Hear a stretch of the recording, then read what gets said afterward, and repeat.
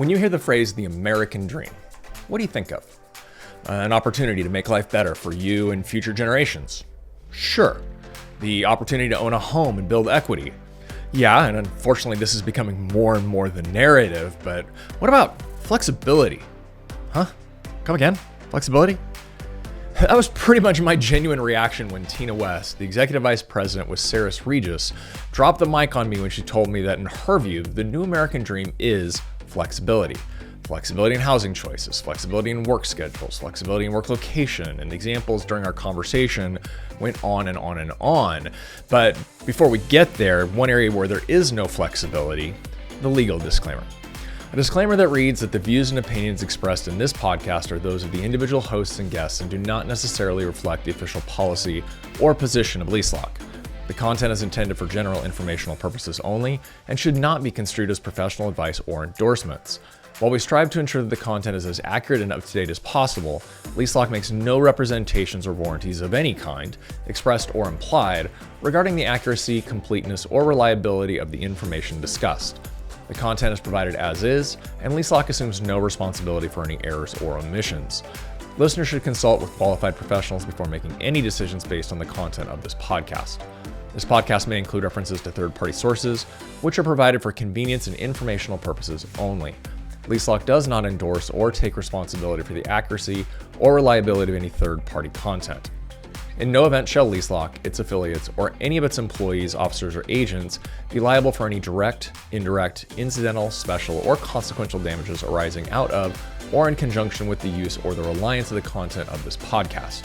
And with the only thing that was very, very scripted in this unscripted area and completely unflexible, let's talk flexibility in the new American dream with Tina West. First off, thank you for joining me. I really appreciate you letting me come up here to this beautiful property. Like this is, correct me if I'm wrong, this is one of your first active adults with Sares Regis, right?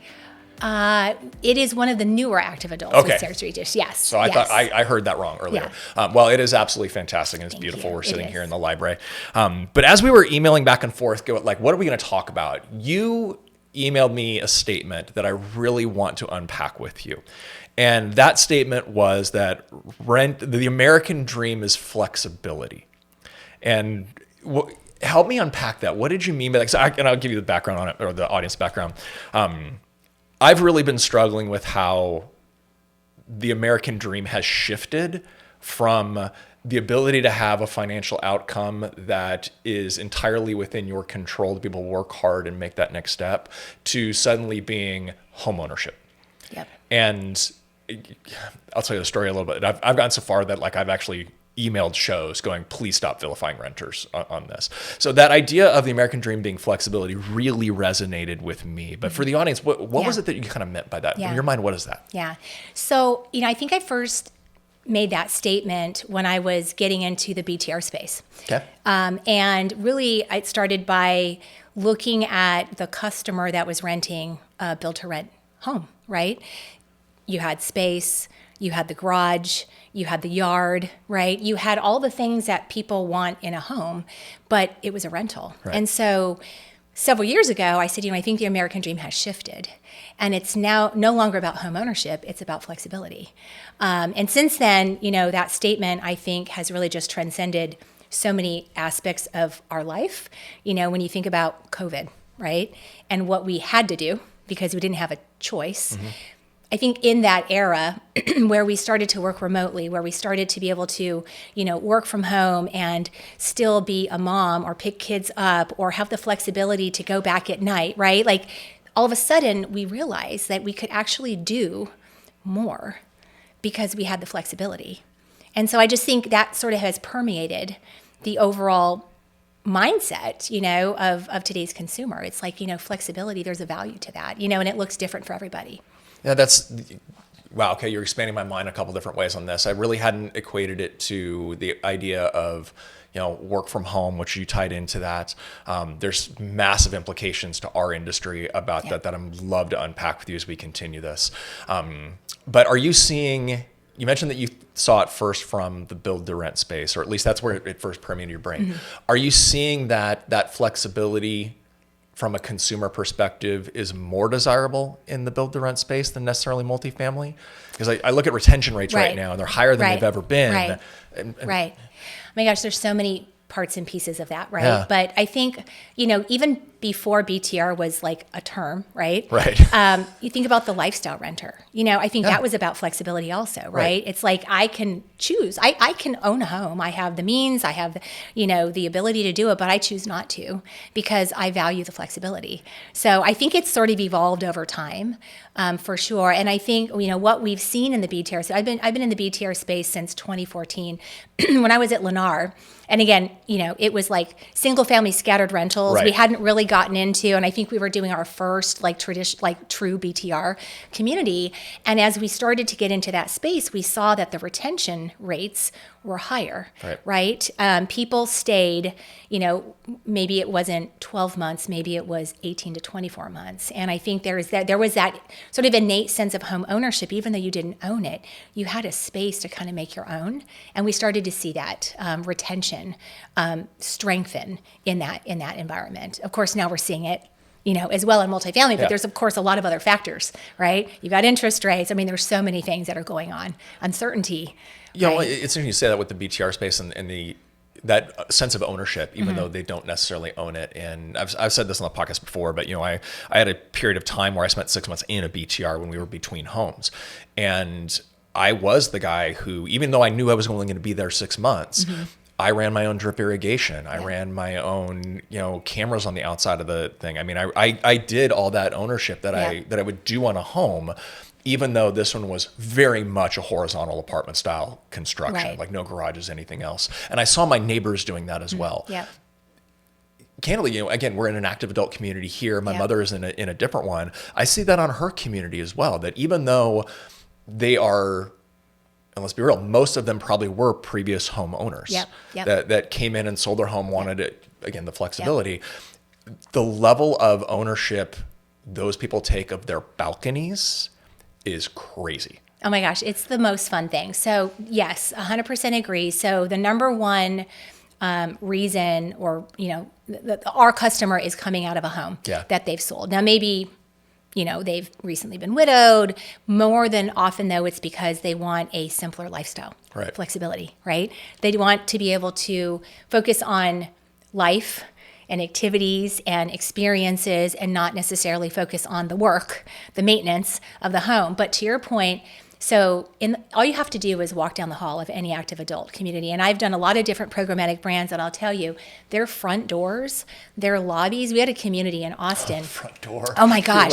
We would, every floor, it's like you have resident ambassadors on every floor. And we would have holiday, contests. And I'm telling you, what they would put together in a lobby area on their floor, I mean, it was akin to like a retail, mall setup. Yeah. I mean, pride, and just look at the front doors, right? The mats, the flowers, like all the things. So there's just a sense of, this is my home, this is my space, I'm going to make it mine, And so creating places and spaces where you can personalize, I think, is also, again, it goes back to the flexibility, right? We want that ability to have some convenience, some control, some flexibility. Yeah, it's interesting. I hadn't thought about the front door, but you're absolutely right. Like I keep going back to my mom's apartment, not to make this all about senior, adult living, but almost everyone themes their door seasonally. Yes. It's changing with every season. Yep. All the Easter stuff is out right now for the time frame we're on. And I think back to, at least when I was running properties, on a traditional multifamily, we typically had rules and regulations that basically prevented that. Yep. Are those types of learnings that you're getting from these more specialized operations like the BTR, like the adult active communities, are you seeing that being brought back into multifamily, or are you still seeing that little bit of dichotomy? I think it's a blend. I think it's about, I think the reason why we had those community guidelines, right, and we still do, is because you don't want this beautiful, aesthetically pleasing building to look like you've got flashing purple, yellow, neon, and you want to keep the aesthetics. And so, I'm thinking about a community we have in Las Vegas, very high end, very luxury, but our penthouse, many of our penthouse residences, we've got these very long patios, and they wanted privacy. So they each started putting in their own privacy screens, but they weren't really blended with the community. So we said, okay, we don't want to take that away from the customer, right? But what we want to do is create an option. So we said, okay, we're going to come up with a solution. If somebody wants to do it, here's a choice of colors, here's a choice. And, kind of the same thing with holiday decorations. You want people to be able to express themselves and feel like this is my place, this is my happy place, right? Some people like twinkle lights, other people like, the red and white or, the rainbow, whatever it is. And so I think you just have to create some balance, right? And find a way to, get what you need accomplished with your aesthetics, but also allow people to, express themselves and feel like it's mine. Because I think that feeling of it's mine, it is part of where the retention comes in, right? The loyalty, because this is my home, this is my space. I wouldn't want to be anywhere else. I've done it exactly how I want it. The cost of moving, the inconvenience, that's just a lot. I'm not going anywhere. So how are you, because you obviously deal with a lot of different ownership groups and a lot of different partners. And, we were talking again, not to keep making this an advertisement for this community, but, we're talking about the very intentional design that is being built in this type of a programmatic platform. Are you seeing that ownership, especially if it's a new development on that, are you seeing that they're taking more of that desire for flexibility and options into the design of the building, into the ownership of the building? Yeah. You are? I am. I think, again, I'm going to try to keep not taking it back to COVID, but I think in COVID, it was real. We went through it. Yeah, and we experienced a lot that we'd never experienced before. So in that time, remember, it was all about like we were inside and we wanted to get out. And so, how residents were having their balcony, concerts and, everything fresh air. And so I think the indoor, outdoor, everything kind of took shape, right? Indoor, outdoor fitness, indoor, outdoor, pool and dining, indoor, outdoor spaces, right? And I think it goes back to flexibility. So, you have these, some club rooms. I mean, this is a 12,000 square foot, club center, which is huge. And it has to be for this, they're not all that big, but, I've done a lot of very large buildings like this, conventional, active adult, and there's nothing worse than having that very expensive real estate that kind of looks all sexy on the outside, but it's empty. It's dead. No one uses it, right? So I think what I've seen as a design trend over the years is flexible spaces, right? Spaces that you can take from day to night, right? Spaces that maybe it's a workspace or a co-working space or just a social space. What can you do at night to transition that so that it's not empty or dead? I think it's that feeling of alive and, activation and engagement that also brings people together, that also creates a sense of community, that also creates a sense of retention. Well, and it's so interesting because as we were walking this building, there's an element of it that I was like, okay, everything that's old becomes new again.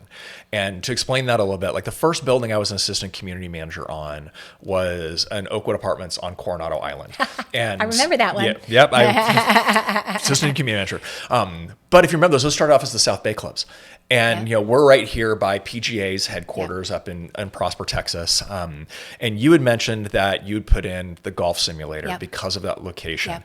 And when we first walked in, I saw the movie theater that's off to the side. And I was taken back to that building because I would tell you the most underutilized amenity we had on that community was the movie theater by leaps and bounds. But what you've done here is, and I think it's the flexibility and that back and forth, I think it ties into it. I hadn't thought about it, so you talked about it. The community theater, or that theater then was truly an offset room. It was a room with a separate door was out there. Your theater opens up into the great room. So it becomes, I'm assuming, a part of the social scene that you see and the interactions of the adults. And then the golf simulators are golf simulators. I mean, granted, it was just a driving range back in, I won't tell you what year it was, that I'm that old. But it was really interesting to see those quote unquote old amenities making a comeback.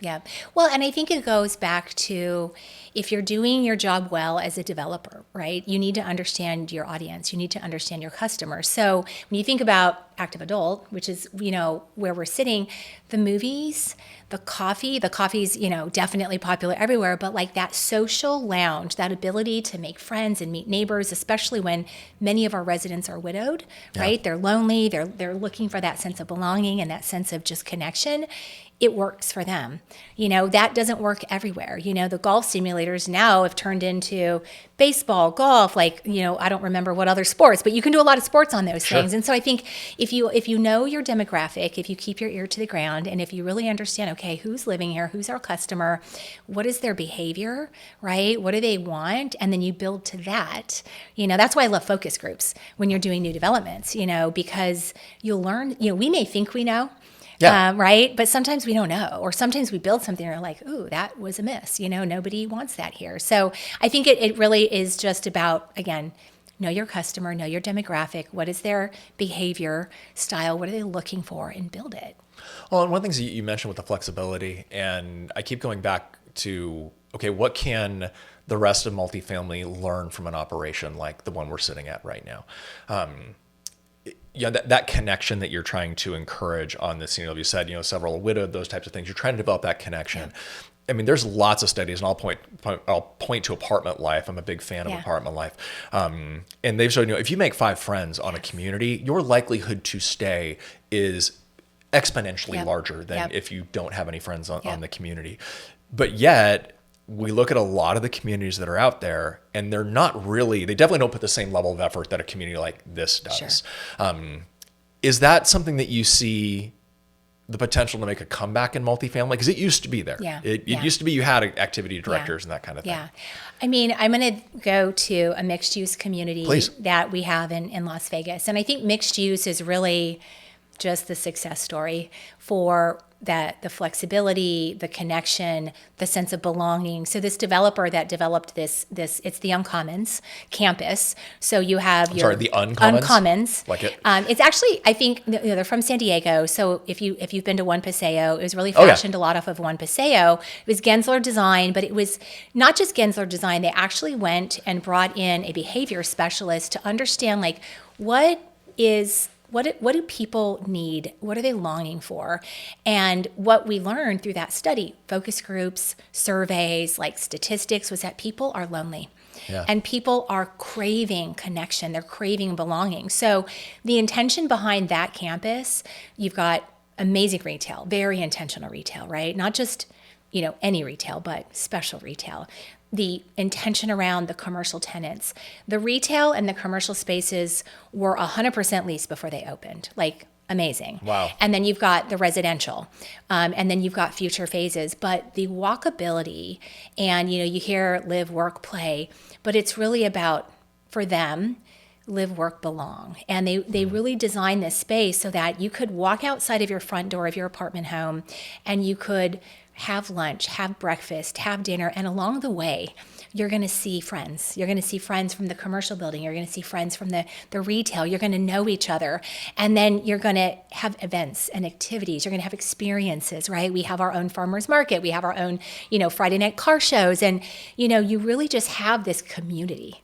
And I think when you look at most standalone commercial buildings, right? You have commercial building, pond, bench, commercial building. It's not really, you know what I mean? It's you just not described really, my last office. Yes, exactly. And it's that's not really captivating, or, it's not activated, and you don't really want to be there, right? But when you create, and that's why I think mixed use is having such a great, because you've got some adaptive reuse needs, but also because that environment, it's special. Right? And it creates something that you don't get in a standalone building, whether commercial, retail, or residential. It is one of the things, though, I caution particularly local governments to think through, though. So for example, we are in Prosper, Texas, and I was joking with your staff. I opened up a building, 15 years ago, down off Panther Creek, which is 4 miles, not even that, it's more 8 miles south of where we're at right now. And I wrote a description on how to get there that include, make sure you stock up with gas, hit the bathroom before you go, you need food and water, because it was so far out of the way back then. And now it was literally, drove past it and had another 10 miles to come up here. Well, now SeaWorld's coming, and you've got PGA, so yes. Right. So, but Prosper is also an area right now that is requiring mixed use from their development. And yes, once you get a SeaWorld, then you get a Universal Studios, and it will probably work well here. Yeah. Is that going to work as well in a bedroom community? Probably not, to be perfectly honest. Yeah. And I do caution, just because it worked in Vegas, just because Right. it's going to work here, Yep. doesn't mean it's going to Yep. work in every location. Oh, for sure. If you don't have the customer base to support the retail, because your residential building is not going to be enough to keep that retail alive. Correct. Right? If you don't have the commercial, base to support the commercial, then 100%, you're not going to have the same result. Yeah. So you've got to have the right.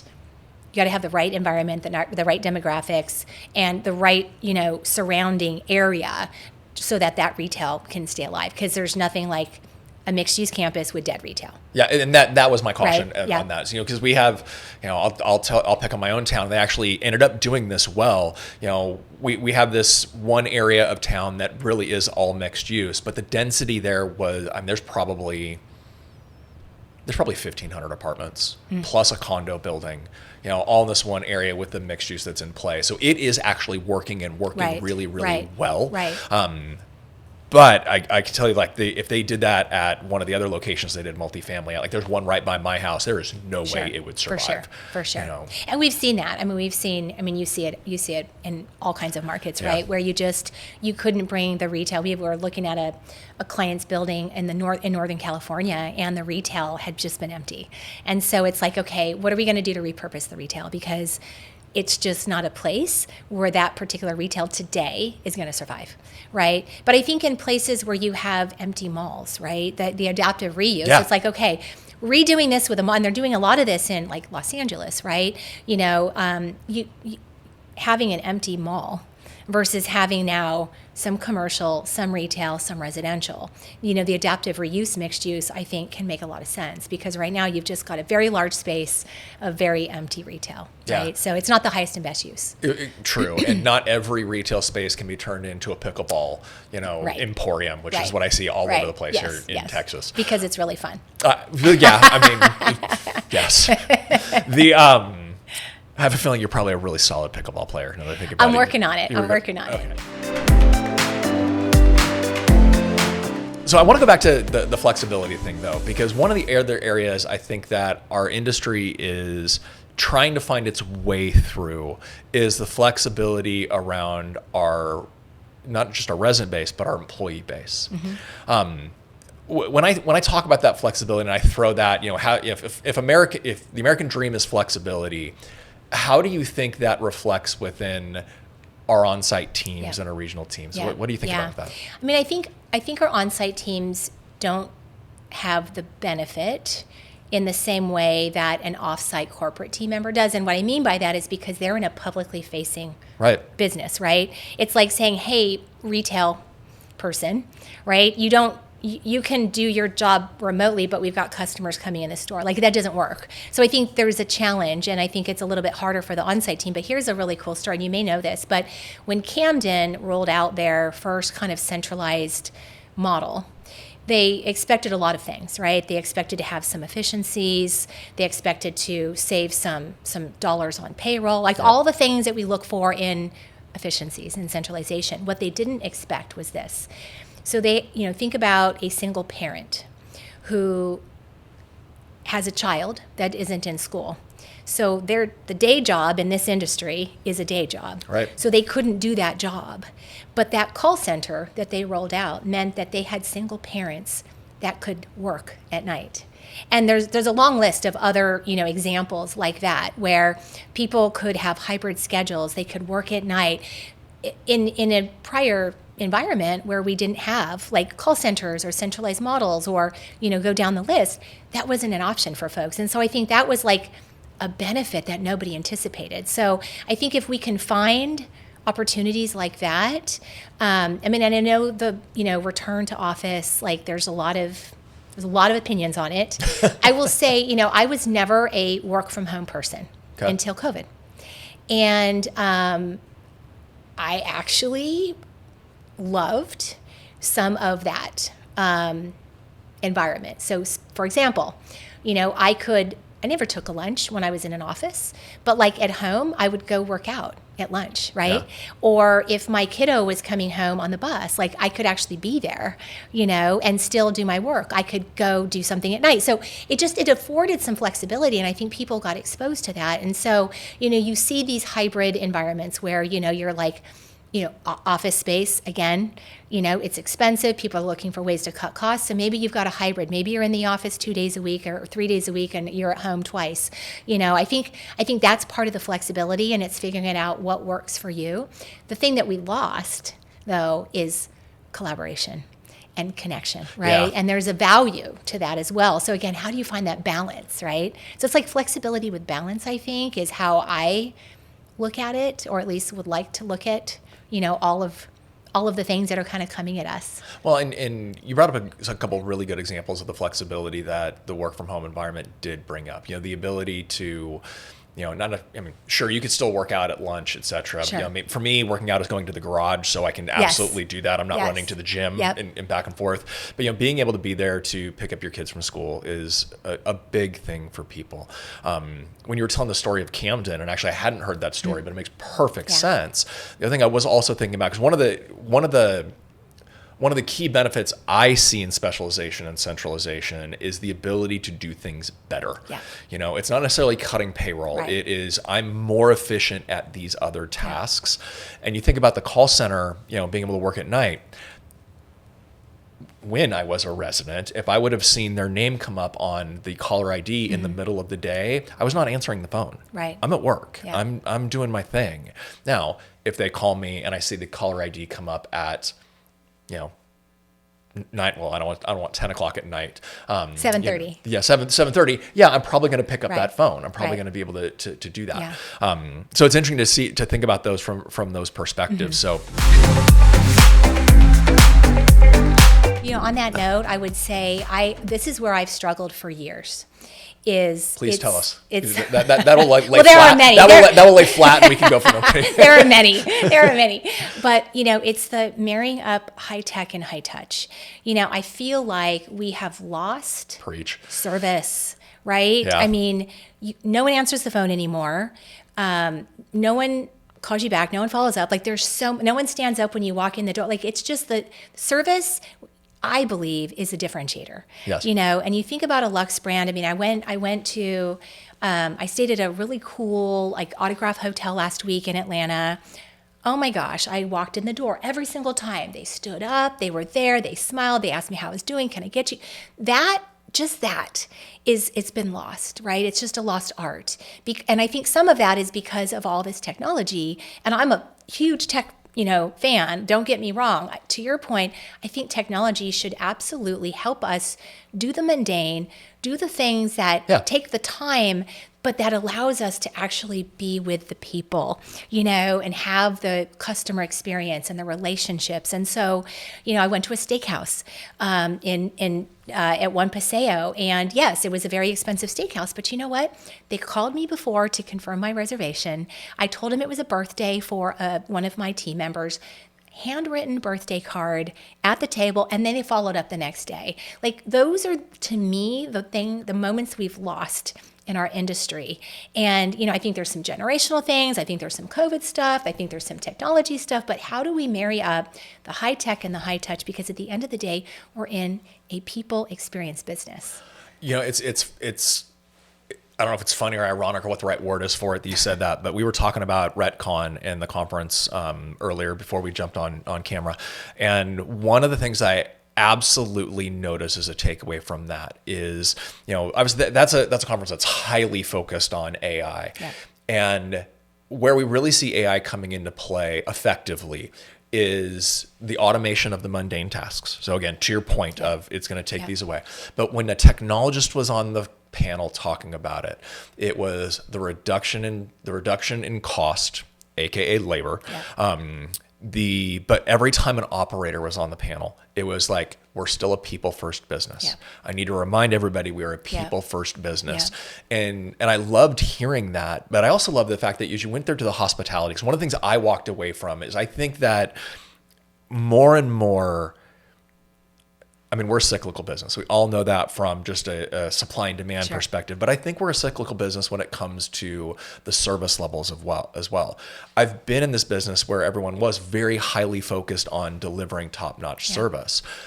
I've seen it come out of that. I'm starting to see it come back because I think that owners realize that they're in the business of real estate. more and more operators are realizing that they're in the business of hospitality that facilitates the real estate business. Yeah, it can't be. I think if you look at this, if you look at what we do as a commodity business, you're going to lose all day long. Yeah, right? for sure. This is a beautiful community, but you know what? I can point out 5 around us. Maybe not active adult, but beautiful, brand new, all the bells and whistles, right? But at the end of the day, it's the people, it's the service. That's how you're going to stand apart. And so I think, yes, we're in the people business. I think I love always the nod to hospitality. Whenever I look for service, I look at hospitality, because they wouldn't be successful if they did a lot of the things that I think a lot of industries, are doing today. They need that personal touch. They need that connection, right? They need, you want to feel good. You want to feel like, I felt special, I felt special at these places. And that is, I think, again, back to what are people looking for? What do they need? Like, they're lonely. They want to feel a sense of belonging. They want to feel like a part of something. And I think that's where, the connection and the work that we do makes a difference. Yeah. And the staff is the difference between, at least in my opinion, the staff is the difference between renting out 4 walls, a floor, and a ceiling versus renting a home. Yeah. And our industry is in the business of providing people homes, not just a place to shut a door behind them and be able to go sleep until the next morning when they get up and go somewhere else again. Exactly. So 100%. I don't know that I'm going to find a better note to end this on than that. So actually, I got one more question for you.